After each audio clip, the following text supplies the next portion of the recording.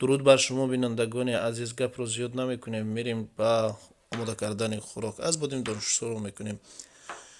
بایم جان را انا همین طور دایره مانند میبریم.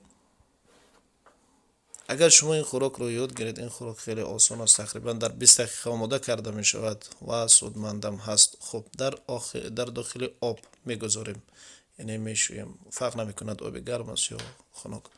و دوم با سبزی میگذاریم، یا سبزی رو خیلی خرد میکنیم.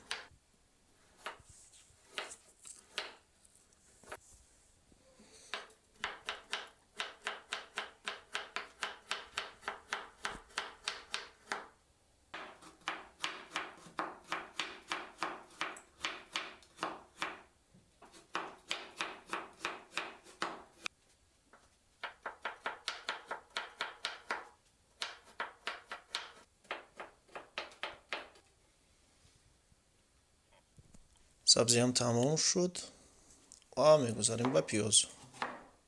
فرق نمیکند پیاز سفید است و پیاز سرخ است که میشود، برگ پیاز هم باشد میشود. خوب با کلبسه با حسیب، شما میتونید از دیگر حسیب ها هم استفاده کنید یا بجایش گوشت استفاده کنید میشود. انا بادمجانی که دایره مانند بریده بودیم، خب انا گوشت بادمجان رو انا همین خیلی با یک قاشقچه میگیریم، جای میگذاریم، اون هم خرد میکنیم. خب این هم خرد میکنیم با اون فرش دیگر، با دیگر سبزیجات آمیخته میکنیم.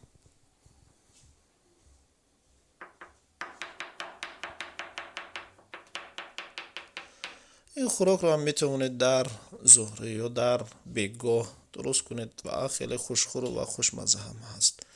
3 دانه تخم،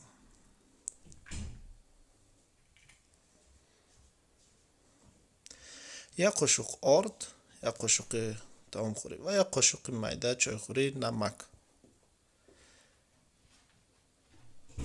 و کمی باشد مرچ هم اضافه میکنیم. این هم باشد مرچ است. تمام فرش ما آماده هست. 30 میلی گرم یا اینکه 40 میلی گرم روغن را کمی گرم میکنیم و میگذاریم همون بادمجان هایی که بریده بودیم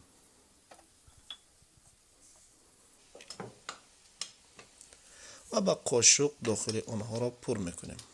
در خیلی نگفته نماند که در آتش کم، آتش زیاد نباشد که زیرش میسوزد.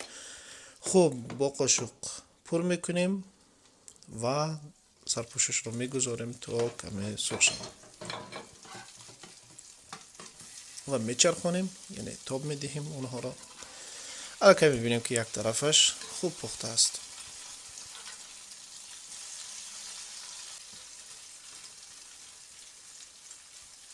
دیگه ضرورت ندارد که سرپوشش رو بگذاریم. اگر گذاریم اشکال ندارد. خب